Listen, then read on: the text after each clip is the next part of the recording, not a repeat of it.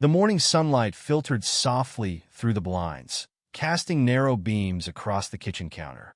I stood there, my hand wrapped around a steaming mug of coffee, staring blankly into the dark liquid. It was quiet, the kind of silence I used to enjoy. But lately it felt different, like something lurked just beneath it, something tense and sharp. As I brought the cup to my lips, the ring on my finger caught the light, flickering with a reminder of what I used to feel for my wife. Amanda. 10 years. 10 years of building a life, a marriage, a future. Yet now, as I watched the clock inch towards 7:10, that ring felt heavier than usual. She would be down any minute, right on time like always. But the routine wasn't the same anymore. A month ago, she started taking longer showers, staying in front of the mirror an extra few minutes, layering on makeup she rarely wore before, dressing with the kind of care she used to save for special evenings out. I couldn't shake the sense that something was slipping away, something I couldn't yet put a name to. The sound of her soft steps broke the silence, and I heard her moving toward the kitchen. When she stepped in, her face was already lit up by the glow of her phone, her fingers dancing across the screen in rapid taps. She looked up just long enough to mumble, "Morning," but I caught a flash of something. A small smile, half-hidden, almost like she was keeping a secret even her lips couldn't quite hide. And that's when I knew. Whatever was happening, it was only the beginning. That morning, Amanda left the house in a blur of high heels and hasty goodbyes. As the door clicked shut behind her, a chill crept into the quiet that lingered around me. I tried to shake it off, telling myself I was imagining things. But the restlessness remained, and it gnawed at me with a subtle persistence that made focusing on anything else impossible. Old instincts began surfacing. I left my work with the CIA a few years back, traded the adrenaline and constant vigilance for the quiet life of a consultant, far from the dangers of my past life. But once you've lived like that, once you've trained yourself to notice every shift, every shadow, it never really leaves you. I'd learned to spot a lie from a mile away and read the subtlest of changes in behavior. The changes in Amanda were impossible to ignore. I found myself watching her every move, the new outfits, the fresh perfume, the long moments in front of the mirror. And then there was the phone, always by her side, always lighting up with messages she never seemed willing to share. Every morning, I waited to see if she'd finally look up from it, maybe even smile at me the way she used to. But she never did. Then one evening, I caught something else. She'd just stepped out of the room when her phone buzzed on the counter. She'd been careless, just for a second, leaving it within reach. I wasn't proud of it, but I couldn't resist. I picked it up, my thumb hovering over the screen. And there, in her recent messages, I saw a name that didn't belong, Zach. The air felt thick as I scrolled through the messages, each one blurring into the next. My instincts were screaming, my gut tightening with the cold confirmation I hadn't wanted to find. This wasn't just a suspicion anymore. This was the truth I'd feared. The days that followed felt surreal, like I was drifting through someone else's life. I knew I had to confront her, but each time I tried, the words stuck in my throat. So instead, I waited and watched, letting my instincts guide me. One evening, after another long day at work, Amanda walked through the door, her face flushed, her eyes bright. She barely looked at me as she slipped off her heels and made her way to the kitchen. "Amanda," I called, my voice colder than I intended. "We need to talk." She hesitated, her fingers curling around the strap of her purse. "Now, I'm exhausted, Jason." "I noticed," I replied, keeping my gaze fixed on her. "Seems like you're exhausted every night these days." Her eyes flickered, just for a second, a slight tremor in her stance. But she brushed it off with a light laugh. "Well, work's been intense. You know how it is." I took a step closer, feeling the weight of all the words I'd kept to myself. "Then maybe you can tell me who Zach is." Her reaction was immediate. Her face went pale, and she took a step back, her mouth opening and closing as if she were searching for something to say. "Jason, why are you?" Her voice was a shaky whisper. It's not what you think." "Then explain it to me." I kept my voice even, although my patience was wearing thin. "Who is he?" "He's a co-worker," she stammered, her gaze darting to the floor. We've been working on a big project, and we just got close. It's nothing. Nothing, I repeated, each word coming out colder than the last. I saw the messages, Amanda. I know what you're doing. A flicker of defiance crossed her face. You had no right to look at my phone, Jason. And you had no right to lie to my face. I shot back, my voice rising. For months, Amanda. Do you think I'm a fool? She looked away, a shadow of guilt crossing her face, but she quickly masked it. Look, it was a mistake. I don't know, confused. But it doesn't mean anything. You mean so much more to me. More than the dinners, the hotel rooms, the work projects? I asked, my voice dripping with sarcasm. You've made a fool of me, Amanda. Did you think I wouldn't notice? Her face crumpled as she struggled to hold onto her composure. I don't know what you want me to say. I took a steadying breath, suppressing the urge to let my anger take over. There's nothing you can say, but I'll tell you what I'm going to do. Her eyes widened in fear, and for the first time, I saw the full realization dawn on her face. What are you going to do, Jason? Don't worry, I replied with a bitter smile.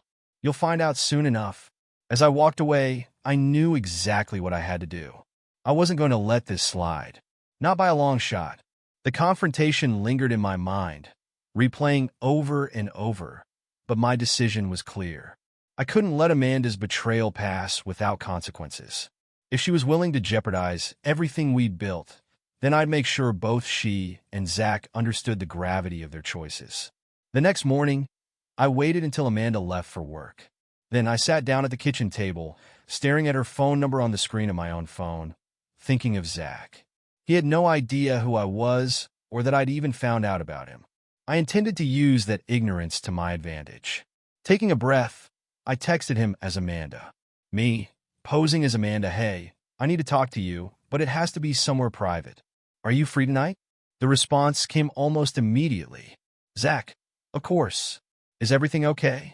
I could imagine the worry in his face, the eagerness in his voice. It fueled my determination. Me, meet me at the old warehouse on 5th Street. You know the one? There was a pause, and then his message flashed on the screen. Zach, that's a bit out of the way, but okay. 7 p.m.? Me, perfect. Just make sure you're alone. I dropped the phone onto the table, feeling a pulse of satisfaction. 5th Street's warehouse was a forgotten spot, quiet and out of sight, a place where no one would interrupt us. It used to be an old CIA testing site during my days there, and I knew it well. That evening, I dressed deliberately, pulling on a black jacket and jeans, clothes that would blend with the night. I left the house before Amanda got home, telling myself this wasn't about revenge, but about making sure he understood the destruction he'd left behind. The city streets were dark by the time I parked near the warehouse. I stayed in the shadows, my mind replaying the plan over and over, preparing for every possible reaction, every move he could make. When I finally saw headlights approaching, my heart rate picked up. The car pulled up, and I recognized Zach instantly as he stepped out, looking around with uncertainty. I waited until he was deep in the building, calling out softly, Amanda. That was my cue. I stepped into the faint light from a dusty window, my voice cutting through the stillness. She's not here. Zach turned, his eyes widening when he saw me. Who are you? You don't recognize me? I took a few steps closer, my voice calm, controlled. I'm Jason, Amanda's husband. A flash of panic crossed his face, and he took an instinctive step back, his mouth opening as if to speak, but no words came out. Surprise? I asked, my tone cold. I'd say I was too, but I've had a bit of time to process this betrayal. He looked around, as though gauging his chances of escape, but he knew he was cornered. Look, man, I don't know what you think is going on, but... Save it, I interrupted, my eyes narrowing. I know everything, Zach.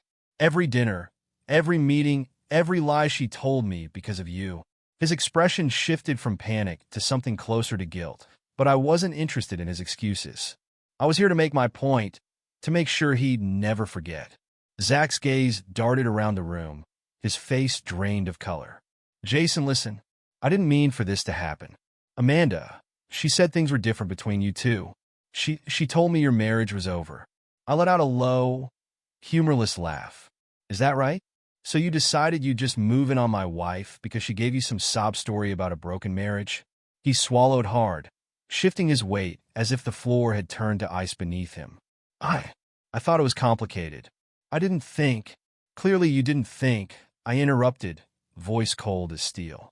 You thought you could just sneak into someone else's life without a single consequence. That you'd never have to face the person you were lying to. That you'd never have to look me in the eye. Zach's shoulders slumped, and he looked away, but I wasn't about to let him off that easily. I took another step closer, each word landing like a hammer. Tell me, Zach, how many other husbands have you lied to? Or am I just lucky? None, he whispered, eyes downcast. I didn't mean for it to go this far, I swear. Oh, you didn't mean for it? My voice rose with barely restrained anger. And yet here you are, in my life, trying to take what isn't yours. He looked up, desperation in his eyes. Jason, please. I'm sorry. I'll end it, I swear. I'll never see her again. I studied him for a long moment, watching as he fidgeted, waiting for me to explode. But instead, I kept my voice calm, steady. You're going to disappear from her life, Zach. Completely. No goodbye, no explanations. You're going to block her number, ignore her at work, and if she tries to reach you. Of course, he interrupted, nodding frantically. I'll do whatever you say. I leaned in, locking eyes with him, so close I could see the fear flicker in his gaze. Remember this moment, Zach. Remember exactly how this feels, because if I ever see you near her again, if I ever hear about you anywhere near her, this conversation will be a lot less civil. He swallowed, nodding. I understand. Good, I said quietly, stepping back. Now get out of here, and don't ever come back. Without another word, Zach practically ran for the exit, his footsteps echoing in the empty space. I watched him go, feeling a weight lift off my chest. But as the sound of his car faded into the distance, another feeling crept in, the realization that this wasn't over. There was still Amanda, and she would be next. By the time I got home, the anger that had simmered within me had crystallized into a kind of cold, controlled determination. Amanda was in the kitchen when I walked in, setting down her phone with a quick, guilty glance. I could tell she was startled to see me home so early. Jason, she started, a little too cheerfully. You're home early. How was your day? I closed the door behind me and walked into the kitchen, letting the silence hang between us. She was fidgeting, her fingers tapping the edge of the counter. That nervous energy again. It felt like a lie in motion. We need to talk, I said, keeping my voice calm but firm.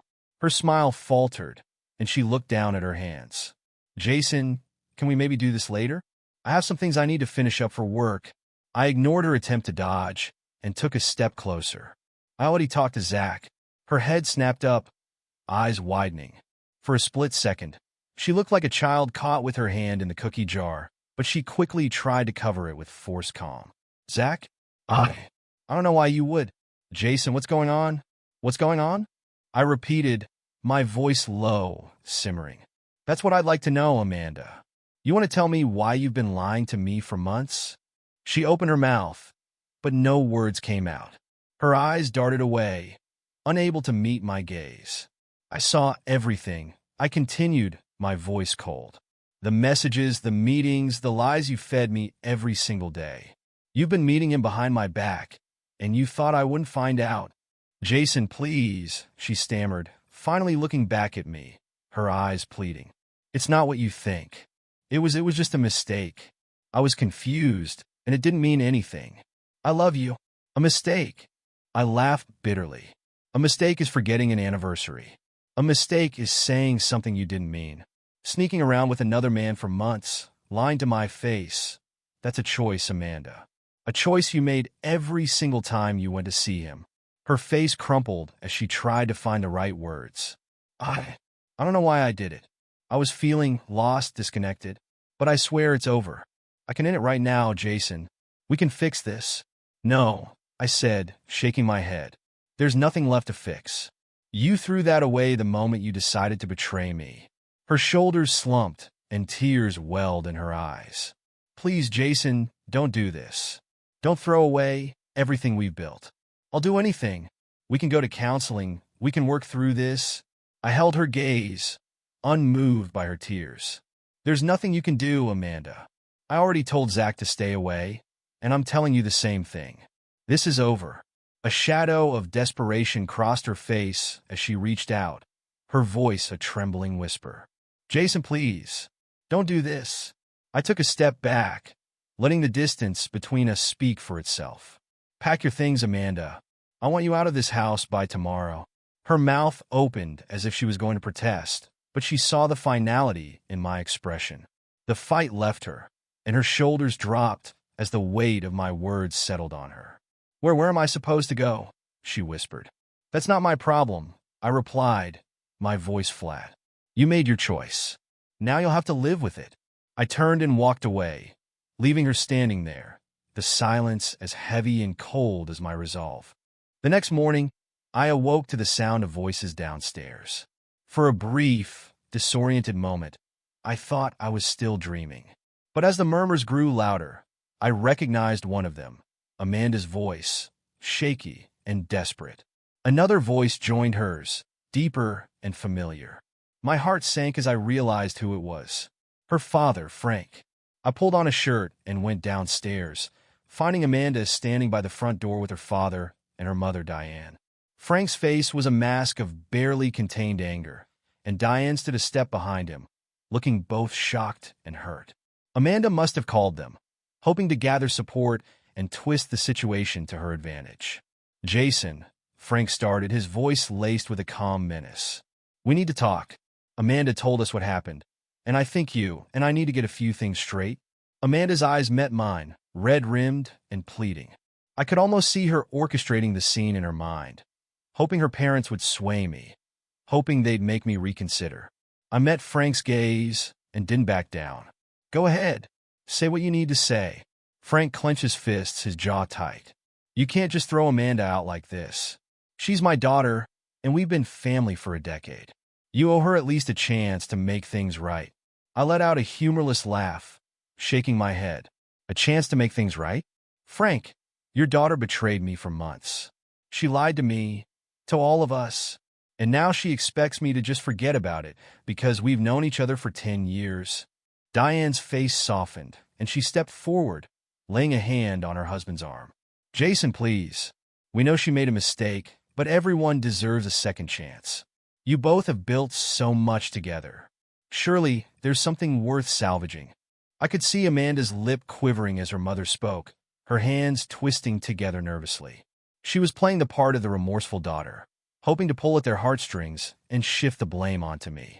I turned to her, unable to hold back my frustration. Did you tell them everything, Amanda? Did you tell them about Zach? About how you spent our money on hotel rooms and dinners for him while I was working to keep our life together? Amanda's eyes dropped to the floor, but Frank cut in, his face turning a shade darker. That's enough, Jason. Whatever happened, you don't have to humiliate her. We can work this out like adults. No, Frank, I replied firmly. You don't get it? This isn't a small mistake we can just work out. This is months of lies, months of betrayal. And I'm done. But then Diane looked at Amanda, her voice trembling. Is it true, Amanda? Did you really with someone else? Amanda didn't respond, her silence confirming everything. Diane's face went pale, and she turned to her husband, her voice barely above a whisper. Frank, I can't believe it. We raised her better than this. For a moment, a flicker of realization crossed Frank's face, and his anger shifted from me to his daughter. He looked at her, his voice cold. Amanda, is he telling the truth? Were you really with someone else all this time? She tried to speak, her voice cracking. Dad, I didn't mean for it to go this far. It was a mistake. Frank's expression hardened, his voice laced with quiet fury. A mistake? You're telling me you threw away your marriage over a mistake? Amanda looked between her parents, her composure slipping. I'm sorry. I didn't know what I was thinking. I thought I could fix this. Frank shook his head slowly, his voice filled with disappointment. I can't even look at you right now. And then he turned to me. Jason, I'm sorry. I came here thinking one thing, but I see now that you've been wronged in ways I didn't realize. If there's anything I can do... I took a breath, surprised by the shift. Thank you, Frank. But there's nothing left to do. I just want her out. Diane took Amanda by the arm, her voice full of resignation. Amanda, it's time to go. We'll help you pack your things. Amanda's face crumpled as her parents led her toward the stairs, both of them silent now, their disappointment palpable. And as I watched her walk away, I felt a strange sense of relief. This wasn't how I'd expected things to play out, but somehow it felt right. By the time Amanda and her parents had packed the last of her things, the house felt emptier. The silence, once filled with tension, now held a strange peace. I stayed downstairs, giving them space to gather her belongings. Each box, each hurriedly packed suitcase, felt like another weight lifted from the house. Eventually, Amanda came down the stairs, her parents a few steps behind her. Her face was red and puffy, her eyes swollen from crying. She avoided my gaze, clutching her purse like it was the last familiar thing in her life.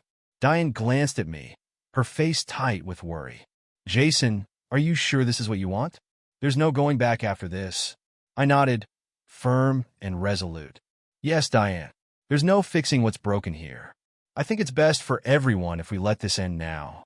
Amanda finally looked up, her eyes searching mine, filled with a desperation I hadn't seen before.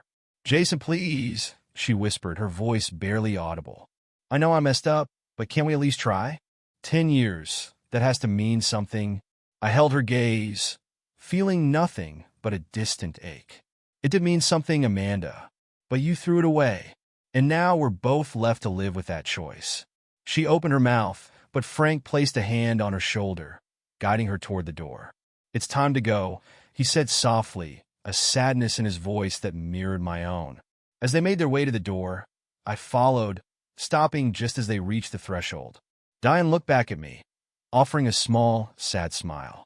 I'm so sorry, Jason. You deserve better. I nodded, accepting her words. Thank you, Diane. And then, without another word, Amanda stepped outside, her shoulders slumped under the weight of her own choices. I watched as she walked down the path to her parents' car, and as they drove off, I closed the door, feeling an emptiness settle over me. The house was quiet in a way that was both strange and comforting. I leaned against the door, taking in the stillness, letting the reality of it all sink in. It was over. I didn't know what my next steps would be or where I'd go from here. But for now, I was content with the silence. It wasn't the silence of betrayal anymore. It was a silence of closure, of freedom. And for the first time in a long time, I felt the faintest glimmer of peace.